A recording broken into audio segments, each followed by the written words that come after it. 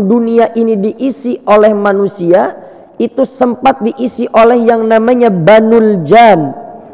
Banul Jan ini dari iblis, Pak, dari kalangan jin. Tapi karena terjadi kekacauan, maka di dunia ini Allah jadikan kiamat kecil sehingga merekanya hancur tuh. Ini penafsiran ulama bermacam-macam dari mana malaikat bisa mengetahui potensi bahwa nanti manusia diciptakan di muka bumi akan berbuat kerusakan tuh. Terlepas dari perbedaan pendapat para ahli tafsir, tapi pada intinya pertanyaan malaikat itu, untuk apa manusia diciptakan di muka bumi ini, harus menjadi pertanyaan juga buat diri kita. Untuk apa Allah menciptakan kita di muka bumi ini? Dan itu harus kita jawab. Sebab kita ini hidup di muka bumi ini tidak lama, Pak, singkat. Kata Nabi, hasadu ummati baina sittina was sab'in. Usia umatku itu tidak lebih daripada baina sittina was sab'in, antara 60 sampai 70 tahun. Itu usianya umat Nabi. Beda dengan kaumnya Nabi Nuh. Nabi Nuh sendiri itu usianya alfasanatin illa khamsin, Pak, 950 tahun. Kita nggak kebayang kalau dikasih hidup 950 tahun, Bu. Kalau masih muda 25 tahun, 35, 40-an lah, ya lesung pipitnya masih kanan kiri.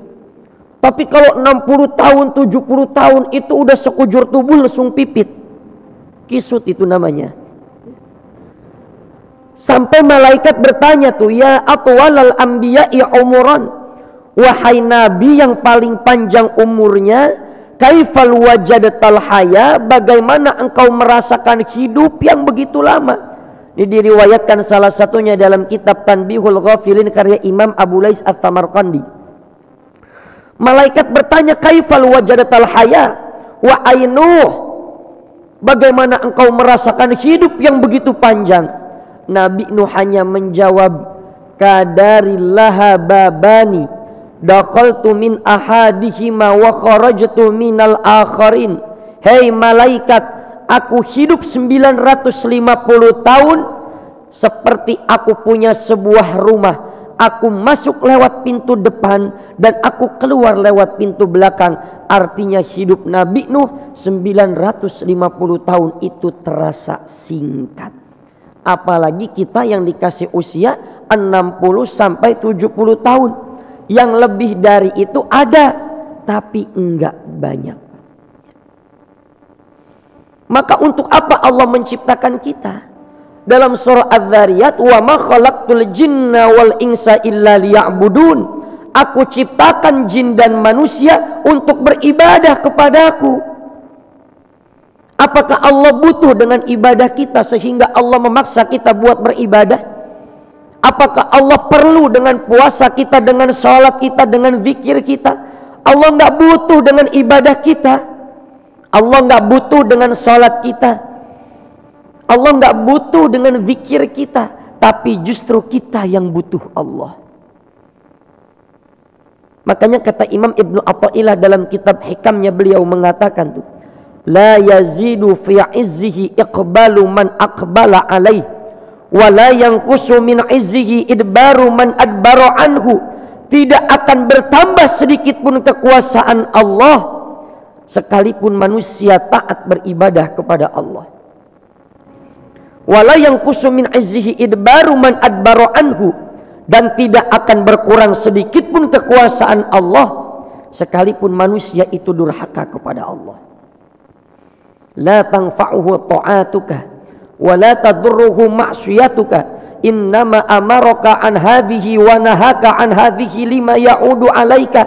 Tidak akan bermanfaat taat kita kepada Allah untuk Allah, dan tidak akan memberikan mudarat durhaka kita kepada Allah disebabkan karena taat atau durhaka kita kepada Allah. Innama amaraka an hadhihi wa nahaka an hadhihi lima ya'udu alaika. Tapi taat kita, durhaka kita, manfaatnya atau bahayanya itu akan kembali kepada diri kita sendiri. Jadi Allah nggak bakal rugi kalau kita durhaka kepada Allah. Justru itulah kasih sayang orang tua kepada anak. Maka ketika Allah sayang kepada kita, dipaksa kita buat beribadah kepada Allah, tunduk patuh kepada Allah, manfaatnya nanti akan kita rasakan di akhirat. Allah jawab setelah ayat wa ma khalaqtul jinna wal insa illa liya'budun, kata Allah, ma uridu minhum mir rizqi wa ma uridu ayyut'imun. Allah enggak minta makan dari ibadah kita, Allah tidak minta rizki dari ibadah kita, tapi justru Allah yang ngasih kita makan, Allah yang ngasih kita rizki. Makanya kita kalau beribadah itu harus niatnya karena Allah, Pak. Kalau untuk tingkatan orang-orang awam, tahajud supaya dapat kemuliaan di surga, supaya dibangunkan di istana di surga kalau sholat duha, ini untuk tingkatan orang-orang awam.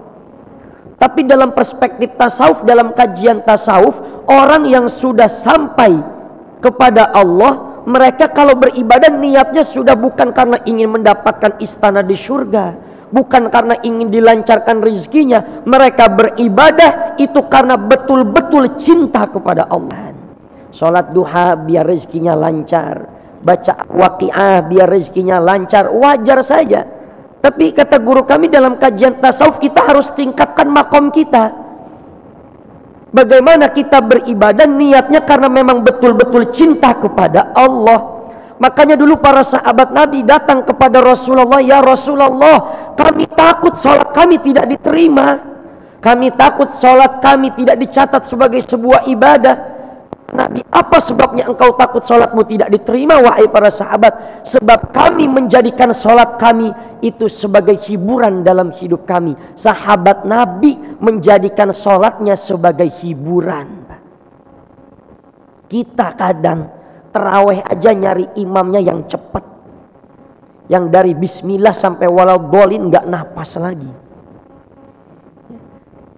Apalagi kalau jadwal dipang-pang di depan masjid tuh, Pak. Kadang dia apa, wah ini ustadz ini imamnya lama nih, akhirnya pindah masjid. Kalau enggak tarawihnya di rumah tuh.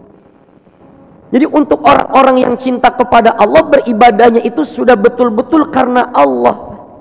Dan ini yang harus kita tingkatkan. Tapi untuk pemula wajar saja, cuma khawatir kalau orang itu tahajud niatnya supaya dapat jabatan, nanti begitu dapat jabatan berhenti tahajudnya. Kalau orang sholat sunnah doa niatnya supaya jadi orang kaya, khawatir nanti kalau udah kaya berhenti duhanya. Atau nanti kalau dia udah duha tapi nggak kaya-kaya, tahajud nggak kaya-kaya, akhirnya berhenti tahajudnya, berhenti duhanya. Saya udah lama tahajud, hidup saya begini-gini aja Ustadz. Ada kita menemukan jamaah yang begitu. Katanya kalau sholat sunnah duha rezeki kita lancar Ustadz, tapi masih begini, masih peret-peret aja rezeki. Padahal kata Allah, wa innama tuwaffawna ujurakum yaumal qiyamah. Pahala kita disempurnakannya nanti di akhirat. Balasan daripada sebuah ibadah yang kita lakukan sempurnanya nanti di akhirat. Jadi jangan menuntut pahala semuanya di dunia, jangan menunggu balasannya di dunia langsung. Sebab apa? Kalau nanti Allah berikan langsung di dunia, di akhirat kita dapat apa? Maka kalau kita beribadah niatnya tuh karena Allah, jangan karena ingin dapat jabatan. Ya. Beberapa orang caleg kadang datang ke rumah kita tuh Pak, ke rumah minta didoakan, minta wiridan, minta amalan. Ya, bagus. Tapi kalau nanti dia baca wirid ini wirid itu niatnya supaya dapat jabatan, nanti kalau dia gagal jadi caleg, jadi anggota legislatif, nanti yang disalahin wiridannya, nanti yang disalahin doanya. Padahal kata Allah, wa innama tuwaffawna ujurakum yaumal qiyamah. Setiap amal ibadah yang kita lakukan nanti itu balasannya di akhirat sempurnanya. Kita kan seringkali mengartikan rezeki itu dalam artian sempit, Pak. Rezeki itu selalu uang, rezeki itu selalu harta, selalu mobil mewah. Padahal kita bisa kumpul di sini itu rezeki yang jangankan orang kafir, saudara kita yang muslim pun belum tentu mau hadir ke majelis ilmu. Itu waktu Covid, Pak. ketika masjid ditutup Bapak Ibu, jangankan orang yang biasa sholat, yang enggak sholat aja ikut demo, ikut ngambek gara-gara masjid ditutup. Sekarang masjid udah dibuka, enggak ke masjid-masjid. Bapak Ibu yang dimuliakan oleh Allah, makanya kata Imam Asy-Syafi'i untuk orang-orang untuk seperti Bapak Ibu yang menuntut ilmu, kata Imam Asy-Syafi'i, aku lebih senang belajar satu bab ilmu daripada sholat sunnah 100 rakaat. Kata Imam Syafi'i, aku lebih senang mempelajari satu bab ilmu ketimbang aku sholat sunnah 100 rakaat. Meskipun Imam Syafi'i sholat sunnahnya luar biasa, beliau ulama madhab. Kenapa? Karena di dalamnya ada ilmu yang kita dapatkan. Imam Al-Ghazali menukil sebuah hadis dalam kitabnya Ihya Ulumuddin. Majalasa qaumun majlisan yadhkuruna Allah azza wa jalla. Siapa orang yang dalam sebuah majelis disebut nama Allah, dipelajari ilmu-ilmu Allah, maka semua yang hadir di majelis ilmu itu akan Allah sebut namanya satu persatu di hadapan malaikat-malaikat Allah. Mudah-mudahan nama kita termasuk yang disebut oleh Allah di hadapan malaikat-malaikatnya. Ya. Ini bisa ngaji, kumpul ke majelis ilmu ini rizki, Pak. Kita bisa jadi orang taat beribadah, rizki. Kita punya kawan yang soleh solehah, itu rizki itu. Makanya majelis ilmu itu enak, Pak. Makanya ibadah itu bukan hanya sholat, bukan hanya puasa, bukan hanya zikir, bukan hanya baca Quran. Duduk di majelis ilmu ini adalah bagian daripada ibadah. Maka kata Imam Asy-Sya'rani, ketika orang itu berjalan menuju sebuah masjid untuk sholat atau untuk hadir ke majelis ilmu, kata Imam Asy-Sya'rani, itu tanah yang diinjak, bergembira, dan dia cerita ke teman kiri kanannya, hei kawan-kawanku, lihatlah aku sedang diinjak oleh orang yang akan menuju ke masjid, yang akan menuju majelis ilmu. Itu kata Imam Asy-Sya'rani, Pak. Jadi setiap langkah kita ketika kita melangkah itu dicatat sebagai sebuah kebaikan. Kata Imam Asy-Sya'rani, setiap langkah, setiap tanah yang diinjak, dia bercerita kepada temannya, hei teman-temanku, lihat aku sedang diinjak oleh orang soleh, oleh orang solehah yang akan menuju ke masjid. Makanya ibu, bapak nih yang rumahnya dekat, nanti jangan langsung pulang, muter-muter dulu 7 kali di masjid ini biar pahalanya banyak kan. Guyon bu ya. Nanti selesai isi kajian muter-muterin masjid, kata orang itu habis ikut kajian ustadz siapa, kenapa jadi edan begitu. Sebetulnya tanah bumi ini sudah muak, Pak, dengan kelakuan manusia. Itu kalau dalam kitab Tanbihul Ghafilin, itu lautan, gunung, semua bumi itu udah muak lihat tingkah laku manusia yang bermaksiat. Lautan itu minta izin kepada Allah buat menghancurkan manusia. Gunung minta izin kepada Allah buat menghancurkan manusia. Kenapa? Sudah tidak kuat dengan kemaksiatan manusia. Sebetulnya kalau Allah mau menghancurkan, mengadab sebuah kaum, selesai hanya dengan beberapa bencana saja tuh. Kita turut berduka cita juga dengan saudara-saudara kita yang dianjur. Jangan kita mengatakan, di Cianjur gempa. Jangan-jangan di sana kebanyakan maksiat, itu menyakiti perasaan mereka. Kalau dikatakan di Cianjur tuh kena musibah karena banyak maksiat, bisa jadi di sini karena sudah terlalu banyak maksiat. Kalau dia menimpa orang yang baik, itu namanya ujian. Tapi kalau dia menimpa orang yang tidak baik, itu namanya teguran. Kenapa ditegur? Supaya orang ingat kepada Allah, Pak. Jadi bersyukur kalau dalam hidup kita banyak maksiat, masih ditegur sama Allah, itu tandanya Allah sayang kepada kita. Nah maka kata Imam Asy-Syafi'i tadi, aku lebih menyukai orang yang belajar satu bab ilmu ketimbang sholat sunnah 100 rakaat, karena di majelis ilmu itu pahalanya besar, Pak. Apalagi ibu melawan rasa ngantuk untuk sholat sunnah tahajud, untuk sholat sunnah qabliyah subuh, sholat subuh, duduk di majelis ilmu. Ini nikmat, Pak, duduk di majelis ilmu. Kadang orang di rumahnya sepanjang malam nggak bisa tidur, baru nyampe masjid udah tidur. Saking enaknya majelis ilmu. Ini yang tidur jangan dibangunin, Pak, biarin. Ya, nanti aku ini kunci dari luar. Nih ibu nih yang nyender pahalanya bagi 2 sama tembok nih. Canda Pak. Ini saksinya lebih banyak tuh ibu. Betul. Makanya kenapa kalau kita sholat sunnah kita dianjurkan bergeser berpindah tempat. Betul. Supaya saksinya lebih banyak. Semakin jauh ibu melangkah, oh itu pahalanya lebih banyak oleh Allah. Maka kalau ditanya apa tujuan hidup manusia, tujuannya adalah beribadah kepada Allah. Apa hasil dari sebuah ibadah tadi yang sudah saya paparkan, mengutip pendapatnya Imam Ibnu Athaillah As-Sakandari dalam kitabnya Al-Hikam, manfaat daripada ibadah yang kita lakukan itu akan kembali buat diri kita, bukan buat Allah. Lalu kenapa ada orang yang tidak mau beribadah? Atau dia sadar bahwa ibadah itu adalah kewajiban? Banyak faktor orang ini tidak mau beribadah, Pak. Bahkan Imam Al-Ghazali itu menjelaskan ada beberapa sebab kenapa seseorang itu tidak mau beribadah. Salah satu sebabnya karena manusia itu kebanyakan dosa, Pak. Orang yang sudah terlalu banyak dosa hatinya akan menjadi hitam. Orang yang hatinya menghitam, yang difikirkannya selalu maksiat, Pak. Barangkali alhamdulillah kita masih bisa berpikir, nanti duha kita mau ngaji di mana lagi? Nanti habis ini kita mau baca surat apa, ayat berapa? Kebaikan apa yang belum kita lakukan? Tapi orang-orang yang penuh dengan kemaksiatan, penuh noda hitam di hatinya, itu sudah tidak lagi difikirkan kebaikan apa yang mau dilakukan. Mohon maaf, para pembegal, para pencuri, itu nggak mikirin besok mau baca surat apa.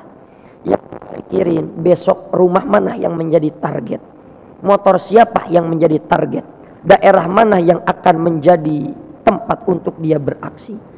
Bahkan ketika seorang syekh ditanya, wahai tuan syekh, apakah ketika seseorang itu bermaksiat akan menimbulkan satu noda hitam di hati?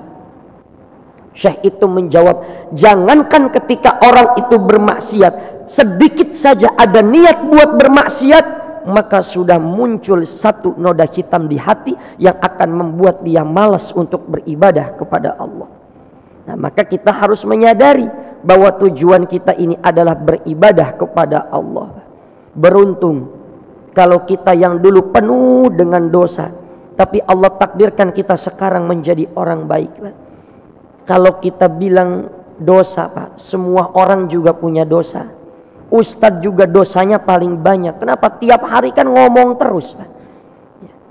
Kalau dibilang dosa, semua juga punya dosa. Tapi manusia yang baik bukan manusia yang gak pernah berbuat dosa. Manusia yang baik bukan manusia yang gak pernah berbuat salah. Tapi manusia yang baik adalah manusia yang ketika dia berbuat salah, dia istighfar kepada Allah, minta ampun kepada Allah, dia bertekad untuk tidak mengulanginya lagi. Dosa kita banyak, tapi ampunan Allah jauh lebih banyak. Oh, dosa kita besar, ampunan Allah jauh lebih besar. Sebanyak apapun noda dan dosa kita, kalau kita bertaubat kepada Allah, minta ampun kepada Allah, Allah akan ampuni semua noda dan dosa kita. Bapak Ibu yang dimuliakan oleh Allah, maka untuk orang-orang yang sudah merasakan nikmat beribadah, dia tidak akan menjadikan ibadahnya itu sebagai sebuah beban. Kadang berapa banyak orang pengen hidup mulia, tapi dia jauh daripada yang maha mulia. Orang pengen hidupnya berkah, tapi jauh daripada yang maha memberi keberkahan. Orang pengen rizkinya lancar, tapi jauh daripada yang maha memberi rizki. Padahal kalau kita pengen hidup mulia, bukan harus datang ke dukun, bukan harus nyembah gunung, Pak. Makanya orang-orang yang imannya tidak kuat itu kalau dia kena musibah, dia seperti orang yang hanyut, Pak. Orang yang hanyut itu, dia tahu rumput tidak bisa menahan berat badannya, tapi karena dia sedang hanyut, apa saja dia pegang. Begitulah orang kalau tidak ada iman, ketika dia ditimpa musibah, dia akan hanyut, dia akan mencari pertolongan selain Allah. Maka kita harus mengenali siapa yang kita sembah, siapa diri kita, apa tujuan kita hidup di muka bumi ini. Berapa banyak Pak orang keluar negeri sampai. Berapa banyak orang jalan-jalan kemana aja sampai. Mau lebaran beli baju ke Tanah Abang, kurang puas ke Tanah Abang mampir ke Tamrin City. Dari Tamrin City kurang puas mampir lagi ke Cipadu. Ke Cipadu kurang puas mampir ke Cipulir tuh. Kuat dia desek-desekan Bu. Kadang sampai bocor, sampai bolong puasanya tuh. Tapi kadang majelis ilmu yang dekat masjid, yang AC, yang adem, nggak nyampe ke masjid. Kalau orang Betawi istilah ngebesan tuh. Orang kadang mau ngebesan, mau besanan, kondangan kemana aja nyampe Pak. Dari sini ke Parung. Padahal bukan naik mobil bagus tuh, kadang naik mobil angkot. Angkot kapasitas isi 11 diisi 13 tuh. Mana pantatnya gede-gede banget. Desek-desekan, keringetan, capek. Itu nyampe Pak, kondangan kemana aja, rombongan. Tapi ke masjid kadang dia nggak sampai. Orang yang fisiknya kuat kalau ruhaninya sakit, masjid yang dekat nggak bakal nyampe. Makanya hikmahnya Covid itu mengajarkan kita jangan hanya sehat secara fisik, tapi harus sehat secara ruhani. Orang kalau hanya sehat secara fisik, hanya kuat secara fisik, kemana aja nyampe. Naik sepeda nyampe, jalan-jalan keluar negeri nyampe. Tapi kalau ruhaninya sakit, masjid yang dekat, ibadah tidak mau dia lakukan. Kenapa? Fisiknya sehat, ruhaninya sakit.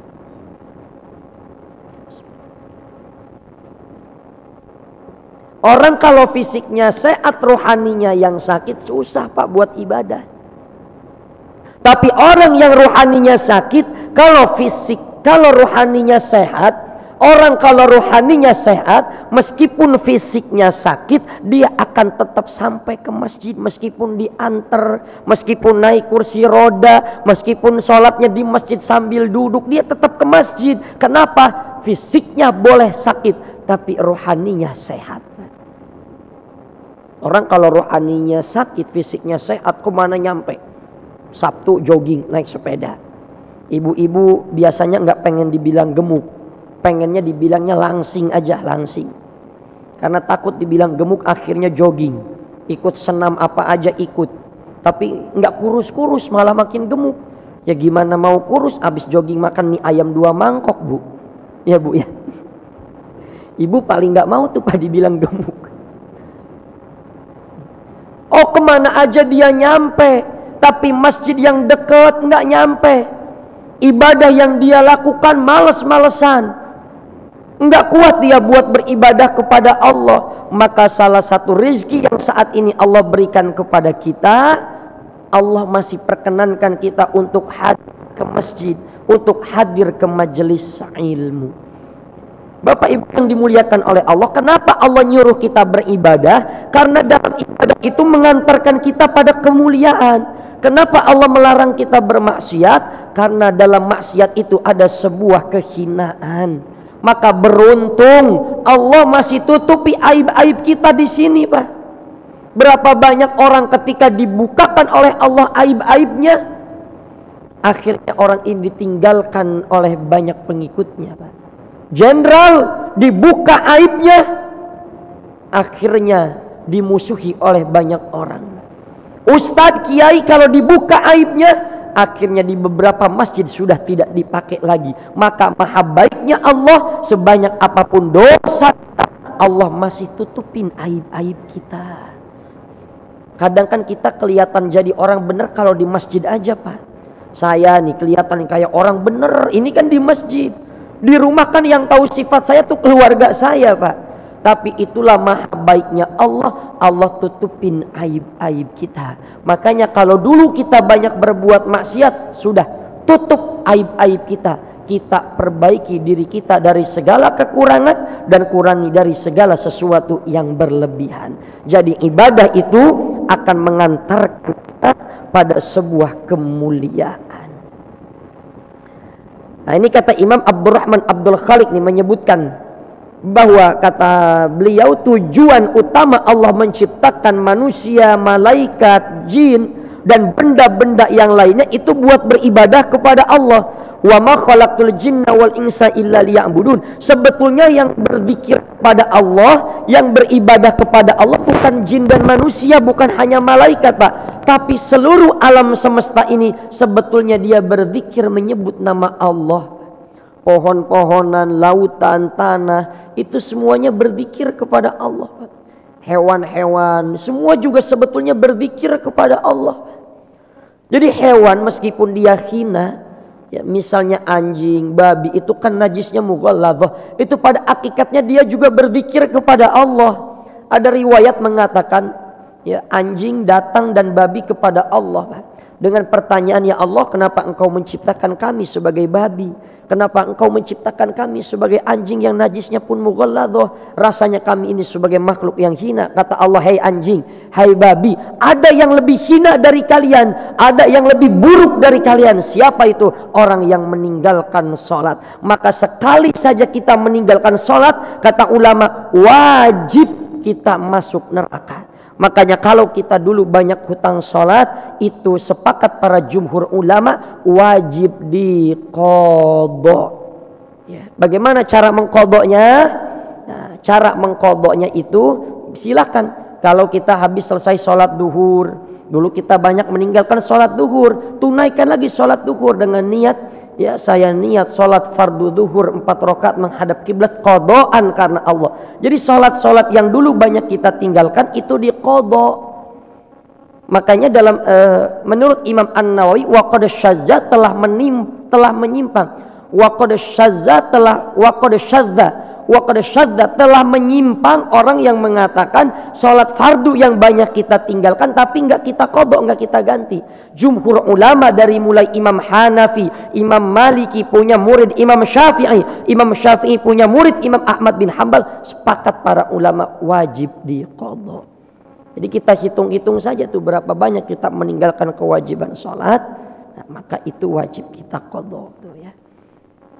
Allah itu maha pengampun, Pak. Jangan kayak iblis. Iblis itu punya dosa 2 tuh, Pak. Yang pertama, dia sombong kepada Nabi Adam, kepada Allah. Yang kedua, ada dosa iblis yang jarang disebutkan. Apa dosa iblis? Putus asa dari rahmat Allah. Kalau kita sudah taat beribadah, kita jadi orang soleh, itu jangan merasa diri kita lebih baik dari orang lain. Karena penyakit iblis itu, Pak, dikeluarkan oleh Allah dari surga, dia merasa hebat dengan ibadahnya tuh. Itu penyakit iblis. Aba wastakbara. Iblis merasa lebih pantas dihargai. Iblis merasa lebih pantas buat dihormati. Makanya iblis enggak mau menghormati Nabi Adam. Karena iblis ibadahnya ribuan tahun, Pak. Di langit pertama dia berzikir 1000 tahun. Di langit kedua dia berzikir 1000 tahun. Sampai langit ketujuh, bahkan iblis itu dulu disebutnya Azazil, pemimpin-pemimpin dari para malaikat-malaikat. Tapi satu kesombongan, tidak menghormati Nabi Adam atas perintah Allah, iblis dikeluarkan oleh Allah dari surga. Yang kedua, apa dosa iblis? Dosa iblis putus asa dari rahmat Allah. Dalam riwayat, guru kami meriwayatkan tuh, itu iblis sempat bertanya kepada Nabi Musa, ya Musa, engkau ini kalimullah. Saya ingin bertanya bagaimana caranya supaya Allah ngampunin dosa saya. Kata Nabi Musa, hai iblis, sebagaimana dulu engkau pernah diperintahkan untuk sujud kepada Nabi Adam, maka sekarang engkau cari kuburan Nabi Adam, sujudlah engkau ke kuburannya Nabi Adam dalam rangka menghormati Nabi Adam untuk mengqadha perintah Allah yang dulu engkau tinggalkan. Apa kata iblis masih dengan kesombongannya? Musa, jangankan ketika Adam mati di kubur, Adam hidup saja pantang bagiku untuk sujud kepada Nabi Adam. Jadi penyakit iblis itu, Pak, putus asa dari rahmat Allah. Makanya kalau kita udah banyak dosa, jangan bilang begini, nggak apa-apa dah, terlanjur dosa. Jangan. Penyakit iblis itu putus asa dari rahmat Allah. Jadi kalau kita bilang nggak apa-apa dah, dosa-dosa sekalian dah, masuk neraka dah gua sekalian. Jangan. Karena Allah itu punya sifat maha pengampun. Kemudian berikutnya nih, ya, beribadah ini menurut Imam Ibnu Taimiyah ya, tapi saya bukan pengikutnya Imam Ibnu Qayyim atau Imam Ibnu Taimiyah Pak, tapi kita mengutip kalam-kalamnya yang bisa kita terima ya. Menurut Imam Ibnu Taimiyah nih, ibadah itu, yang dimaksud dengan ibadah itu adalah segala sesuatu yang disukai dan diridhoi oleh Allah, baik ucapan maupun perbuatan, baik secara batin maupun secara zahir. Jadi ibadah itu apa saja yang diridhoi oleh Allah tuh. Ibadah tuh bukan hanya sholat, puasa, baca Quran. Ibu di rumah ngasuh anak, membesarkan anak, itu ibadah. Bapak keluar rumah cari nafkah dengan baca doa, Bismillah tawakkaltu 'alallah, la haula wala quwata illa billahil aliyil azim. Berangkat dari rumah itu sebagai sebuah ibadah. Kata Syekh Ali Baros, siapa orang yang keluar menuju rumah, kemudian dia berdoa kepada Allah, dia cari nafkah dengan niat supaya anaknya enggak kelaparan, dengan tujuan supaya istrinya enggak kelaparan, supaya keluarganya tidak minta-minta, maka kata Syekh Ali Baros, ini orang dicatat sebagai orang yang sedang berjihad di jalan Allah. Makanya biasakan kalau kita berangkat dari rumah tuh gunakan kaki kanan. Bismillahirrahmanirrahim, la haula wala quwata illa billahil aliyil azim. Kalau kita naik kendaraan, Bismillahirrahmanirrahim wa mursaha, inna rabbi laghafurur rahim. Ada ulama yang mengatakan kalau pengen selamat di jalanan baca Bismillahirrahmanirrahim 50 kali. Itu kalau yang Bismillahirrahmanirrahim wa mursaha, inna rabbi laghafurur rahim, kita baca itu 3 kali, kata Imam Ibnu Abbas, aku yang akan jadi jaminannya, itu orang pasti akan selamat tuh. Tapi Ustaz, saya udah baca doa tapi kecelakaan. Bukan salah doanya, karena kitanya kurang hati-hati ya. Jadi ibu kalau suaminya berangkat kerja, ingetin Pak, baca doa Pak, Bismillahirrahmanirrahim, la haula wala quwata illa billahil aliyil azim. Pak, baca ta'awudz Pak, aku berlindung kepada Allah dari godaan setan yang terkutuk. Ingetin Bu, sebab cabai-cabean zaman sekarang ganas banget Bu ya. Biar kata udah tua asal kaya digebet aja udah. Bahasa zaman now ya. Kemudian kata Imam Ar-Raghib Al-Asfahani atau Imam Raghib Al-Isfahani, beliau mengatakan nih, manusia diciptakan oleh Allah itu untuk beribadah dan untuk memakmurkan bumi agar menjadi khalifah untuk mengatur alam semesta ini. Jadi hakikatnya tujuan kita diciptakan beribadah kepada Allah dalam perspektif Imam Raghib Al-Isfahani, supaya kita ini memakmurkan muka bumi ini, bukan untuk menghancurkan. Sebetulnya bumi ini cukup untuk memenuhi setiap kebutuhan kita. Tapi kenapa kok seolah-olah negara kita yang begitu kaya, seperti kekurangan minyak, seperti kekurangan ya, barang-barang tambang. Bumi kita kaya, tapi kok seolah-olah bumi kita ini miskin. Kenapa kata ulama? Karena pada hakikatnya bumi ini sudah cukup untuk memenuhi kebutuhan manusia, tapi bumi ini tidak cukup untuk memenuhi keserakahan manusia. Jadi yang bikin rusak di muka bumi ini adalah orang-orang yang serakah dengan dunia sampai hak orang lain juga diambil. Maka tujuan kita hidup di muka bumi ini, kata Imam Raghib Al-Isfahani, tujuannya supaya kita mampu memakmurkan bumi, mampu mengurus bumi ini menjadi baik. Jadi kalau ada ungkapan alam ini sudah tidak ramah dengan kita, sebetulnya bukan alam ini yang tidak ramah dengan kita Pak, tapi karena kita yang tidak ramah dengan alam ini. Alam ini sudah tidak ramah dengan kita, alam ini sudah tidak seperti dulu.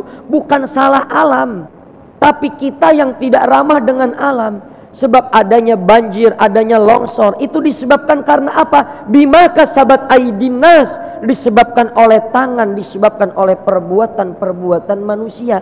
Jadi kalau banjir, itu jangan nyalahin orang Bogor.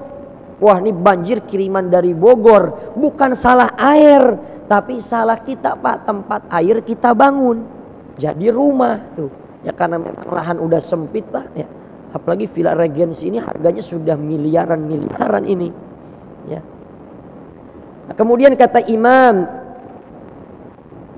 Abdus Salam, Imam Izzuddin bin Abdus Salam, beliau mengatakan nih, Ibadah yang kita lakukan itu niatnya untuk taqarrub ilallah, mendekatkan diri kepada Allah. Jadi ibadah yang kita lakukan tujuannya jangan buat dunia, tujuannya jangan buat dapat jabatan, tapi taqarrub ilallah, buat mendekatkan diri kepada Allah. Kalau Allah sudah cinta kepada kita, kita sudah dekat kepada Allah, jangankan jabatan, surga yang Allah kasih. Makanya Allah tidak memberikan sesuatu yang kita inginkan bukan karena Allah itu pelit sama kita, itu karena kasih sayangnya Allah kepada kita. Kita punya anak kecil baru kelas 4 SD minta motor, barangkali nggak kita beliin. Kenapa? Bukan karena kita nggak sayang anak, justru nanti kalau kelas 4 SD udah naik motor khawatir kecelakaan. Anak kita pengen main pisau, anak kecil.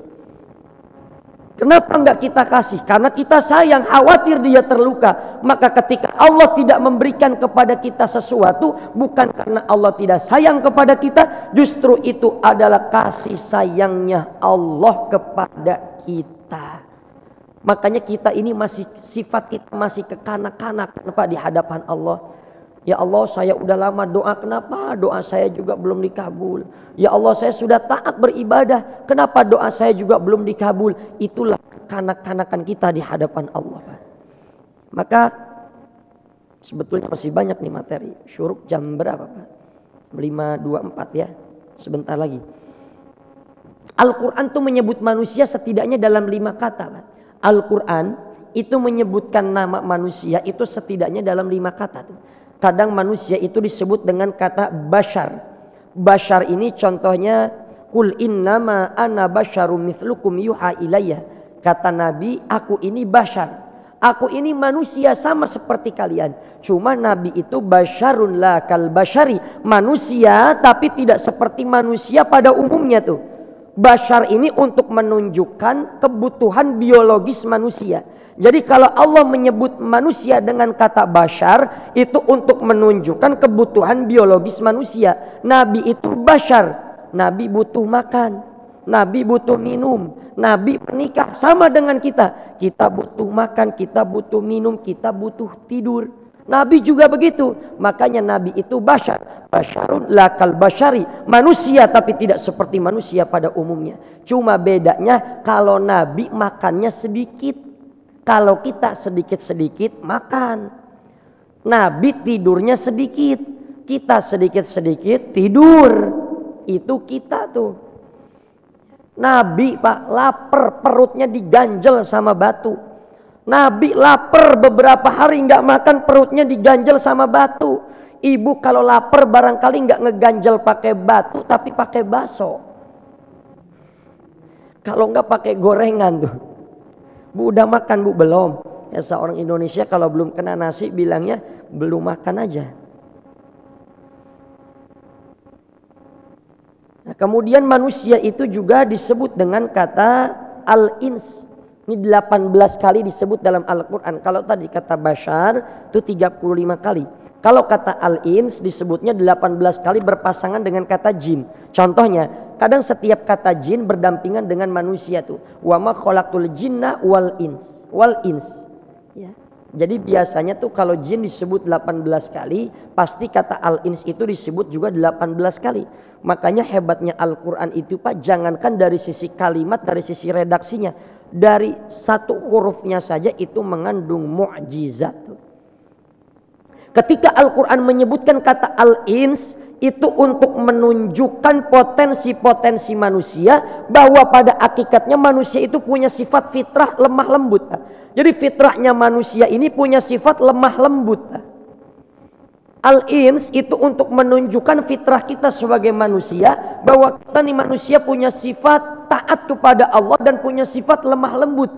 Fitrahnya kita sebagai manusia lemah lembut, tapi fitrahnya jin itu kasar Pak. Makanya kalau orang yang kesurupan jin, nggak ada yang kata-katanya lembut. Begitu kerasukan jin pasti pertamanya ketawa, hahaha begitu. Ada orang kesurupan jangan dikasih kopi sama Ji Samsu. Jangan kasih orang kesurupan, mending ngasih ustad kopi. Ya, udah yang kesurupan ditawarin sahayo sopo jenenge, ditanya, kasih kopi, kasih susu, macem-macem aja. Ya. Al-ins menunjukkan fitrah manusia, manusia itu lembut. Fitrah manusia itu lembut. Makanya orang kalau lagi marah itu kan disuruh a'udzubillahi minasyaitonirrajim. Kenapa? Karena dia lagi dibisiki oleh setan. Kalau setan itu beda dengan iblis, Pak, dengan jin. Kalau setan itu kullu ismin mutamarridin. Segala sesuatu yang dapat menjauhkan kita dari Allah itu namanya setan. Kalau iblis, iblis itu bapak moyangnya bangsa jin. Kalau manusia bapak moyangnya tuh Nabi Adam. Jin bapak moyangnya iblis. Kalau setan ini bukan makhluk. Setan ini sebetulnya sebutan untuk makhluk yang menjauhkan kita dari Allah. Setan itu kullu ismin mutamarridin, segala sesuatu yang menjauhkan kita dari Allah tuh namanya setan tuh. Ibu misalnya punya teman, ngapain sih hari Sabtu ngaji, mendingan tidur, liburan kita jogging. Itu setan itu. Ya, setan itu nanti bisa dari minal jinnati wan nas, bisa dari golongan jin, bisa dari golongan manusia. Itu setan tuh. Ya. Jadi fitrahnya kita ini lembut, Pak. Fitrahnya kita ini tidak membangkang kepada Allah. Kemudian al-insan. Al-insan ini disebutkan 65 kali dalam Al-Quran. Al-insan ini untuk menunjukkan kemuliaan fisik manusia. Kalau dari sisi bashar, tadi disebutkan kata bashar, kebutuhan biologis. Tapi kalau insan itu Allah sedang menyebutkan fisik kita bahwa kita ini adalah makhluk yang mulia. Laqad khalaqnal insana fi ahsani taqwim. Laqad khalaqnal insana fi ahsani taqwim. Allah menciptakan manusia dalam bentuk, dalam rupa yang sebaik-baiknya. Kata insan ditunjukkan untuk manusia, menunjuk fisik dan menunjuk kemuliaan manusia disebabkan karena beribadah. Sebab dalam surah lain juga Allah mengatakan wal 'asr, demi masa, innal insana, tuh sesungguhnya al insan, manusia itu mengalami kerugian, illal ladzina amanu wa amilus solihat, kecuali orang-orang yang beriman dan beramal soleh. Jadi manusia itu mulia karena fisiknya sudah Allah ciptakan mulia. Dia akan menjadi mulia kalau dia taat kepada Allah. Tapi kalau dia durhaka kepada Allah, maka akan Allah kembalikan, akan Allah tempatkan dia ke tempat yang hina. Kemudian manusia disebut juga dengan kata an-nas, alladzi yuwaswisu fi sudurin nas minal jinnati wan nas. Qul a'udzu birabbin nas. 241 kali disebutkan kata Anas dalam Al-Quran. Ini untuk menunjukkan kelompok, Pak. Kita ini kan suka berkelompok. Ya ayuhan nas, hai manusia, inna khalaqnakum min dzakari wa untha. Kita ini diciptakan ada laki-laki, ada perempuan. Kalau Al-Quran menyebutkan kata Anas, itu Allah hendak menceritakan bahwa kita ini berbeda golongan, kita ini berbeda suku, beda bahasa, beda budaya. Tapi Allah akhiri dengan inna akramakum indallahi atqakum. Yang mulia di sisi Allah itu adalah orang yang bertakwa kepada Allah. Terakhir, kadang manusia disebut juga dengan kata Bani Adam. 7 kali Allah menyebut nama kita Bani Adam dalam Al-Quran. Salah satunya alam ahad ilaikum ya Bani Adam alla ta'budu syaiton. Kalau Allah menyebut kita dengan kata Bani Adam untuk mengingatkan kita bahwa kita punya bapak moyang namanya Nabi Adam. Nabi Adam punya musuh yang namanya setan. Alla ta'budu syaiton innahu lakum aduwwum mubin. Maka jangan ikuti setan, karena setan itu musuh kalian yang nyata. Mungkin sampai sini aja kali ya Pak Ade ya. Apa ada tanya jawab Pak? Nggak ada ya? Ada ya? Baik, kalau ada yang mau bertanya saya persilahkan Pak. Saya takutnya ceramah kelamaan Pak. Ya penyakit Ustadz kalau udah megang mic itu biasa lupa berhenti Pak. Karena dari tadi saya lihat-lihat jam aja tuh ya. Takutnya lupa berhenti. Kan kasihan ibu yang punya asam urat, nanti kelamaan duduk kambuh asam uratnya Bu ya.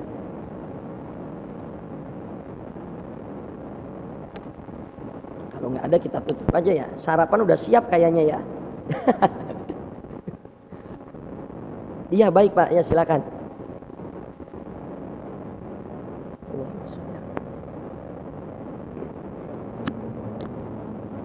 Waalaikumsalam warahmatullahi wabarakatuh.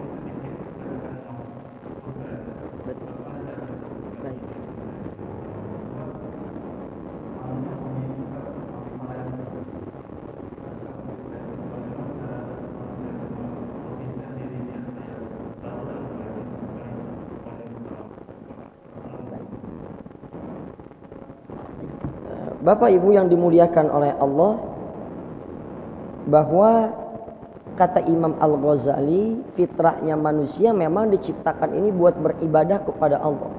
Itu dalam kitab Minhajul Abidin dikatakan ada 4 penyebab mengapa manusia itu menjadi durhaka kepada Allah. Ada 4 penyebab kenapa manusia ini menjadi durhaka kepada Allah. Yang pertama, Imam Al-Ghazali mengatakan karena adanya godaan setan. Setan itu sekarang Pak nggak cuma dalam bentuk manusia, HP juga bisa menjadi setan buat kita. Berapa banyak waktu dulu ya saling bela capres, saling bela cawapres tuh, saling menjelekan antara kelompok yang satu dengan kelompok yang lainnya.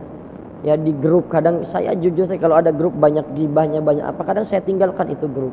Karena setan itu justru setan itu bukan dari luar Pak. Setan sekarang ini setannya setan gepeng nih, HP. Setan gepeng. Ya, jadi kata Imam Al-Ghazali bagaimana nih, karena kita kan dikepung dari godaan setan tuh dari 4 penjuru. Ya.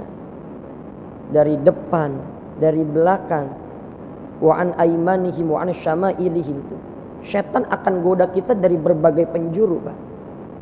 Tapi setan tidak menyebutkan kami akan goda manusia dari bawah dan dari atas. Ulama mengatakan karena bawah itu simbol orang sujud mendekatkan diri kepada Allah.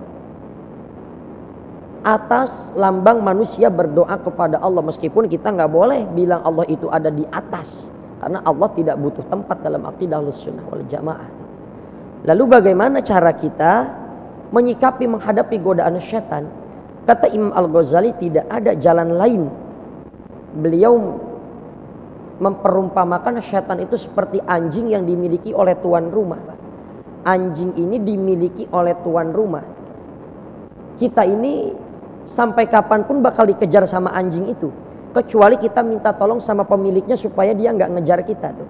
Maka kata Imam Al-Ghazali supaya kita terhindar dari godaan setan, yang pertama langkah kita minta tolong kepada Allah supaya tidak digoda, supaya kita kuat menangkal dengan godaan, supaya kita dapat menangkal godaan-godaan setan.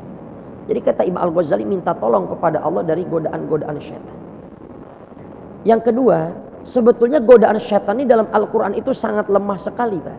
Tapi ada yang bikin kuat setan tuh.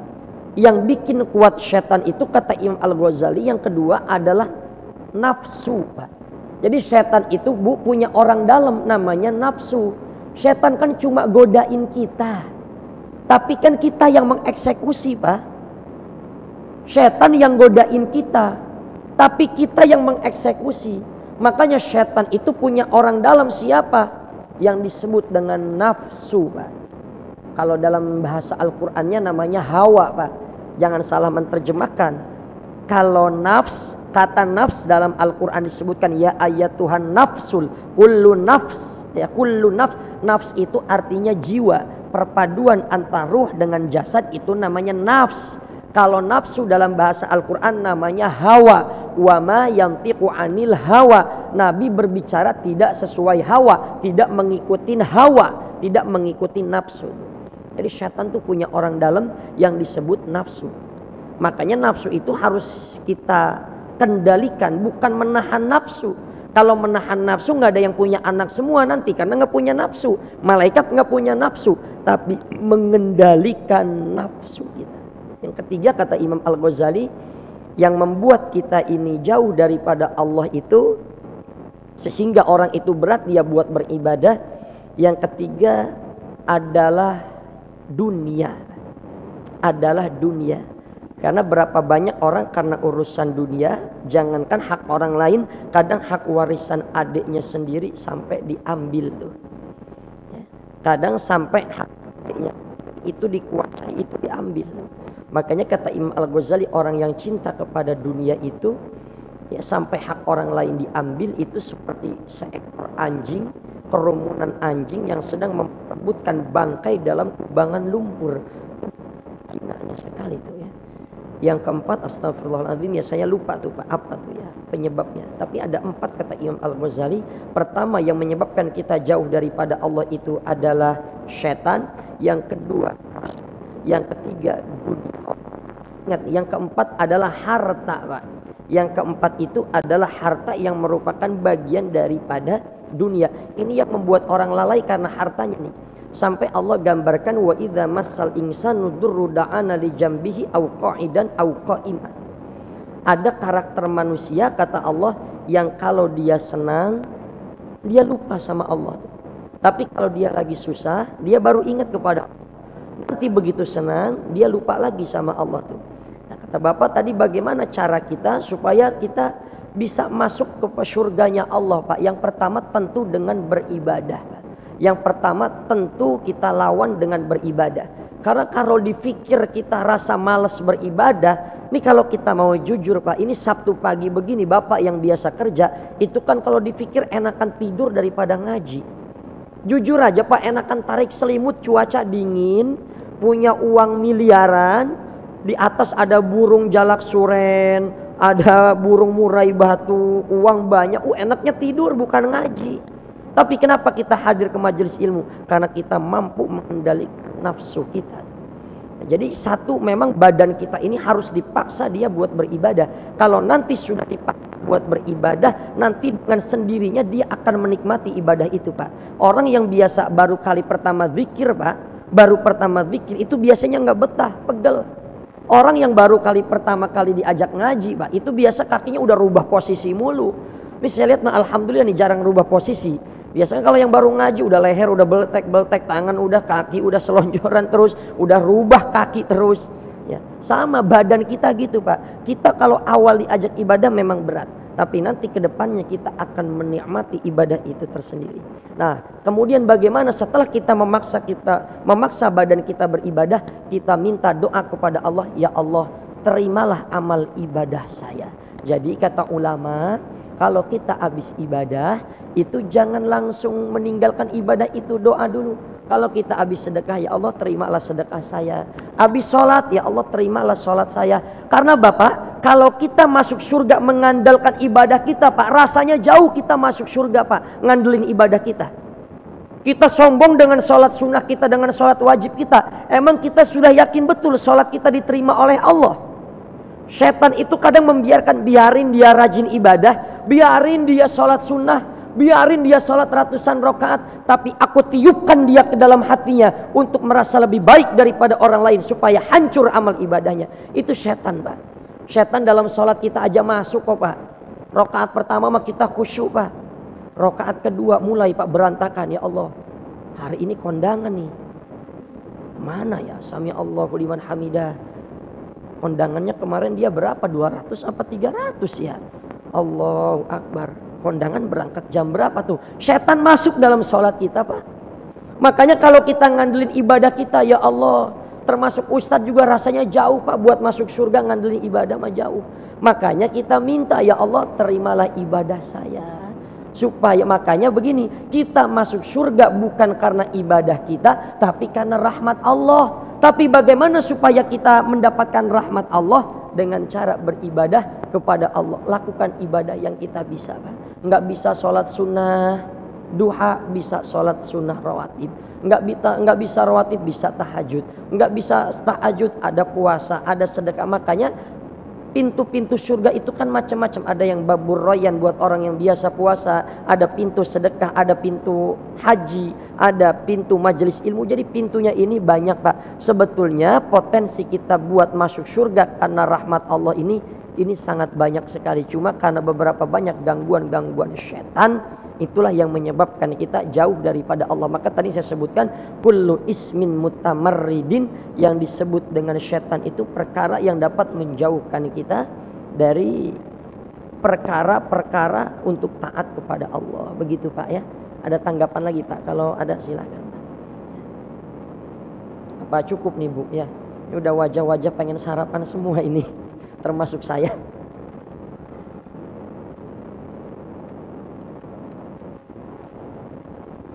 Cukup Pak ya? Baik, mudah-mudahan kumpulnya kita di sini tidak hanya berkumpul di dunia, tapi Allah kumpulkan kita juga di akhirat. Kita doakan DKM-DKM-nya Bapak Ibu supaya istiqomah, meniti kebaikan, mendengarkan kajian-kajian yang diselenggarakan di Masjid Al-Muhajirin ini. Sebab Pak, Kita ini tidak bisa mencegah kemajuan teknologi, tapi kita bisa melawannya Pak ya.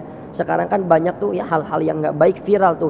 Apa salahnya setiap kajian ini diupload seperti di Masjid Al-Muhajirin. Kalau Tangerang Selatan punya masjid 100 masjid, setiap kajiannya seperti di Al-Muhajirin, berarti udah 100 kebaikan tuh. Kalau Jakarta begitu sama ya, kita tidak bisa mencegah kecanggihan teknologi, tapi kita bisa melawannya ya.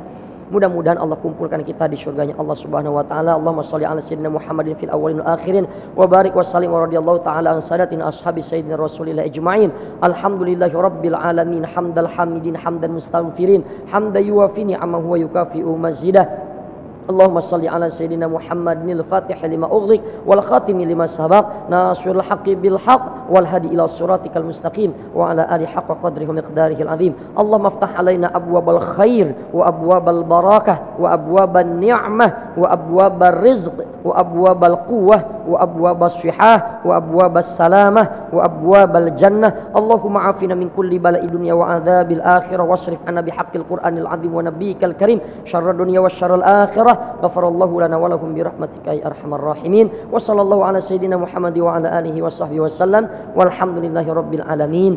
Kurang lebihnya saya mohon maaf atas segala kesalahan dan kekhilafan. Wassallallahu ala sayyidina Muhammad wa ala alihi wa sahbihi wasallam. Assalamualaikum warahmatullahi wabarakatuh.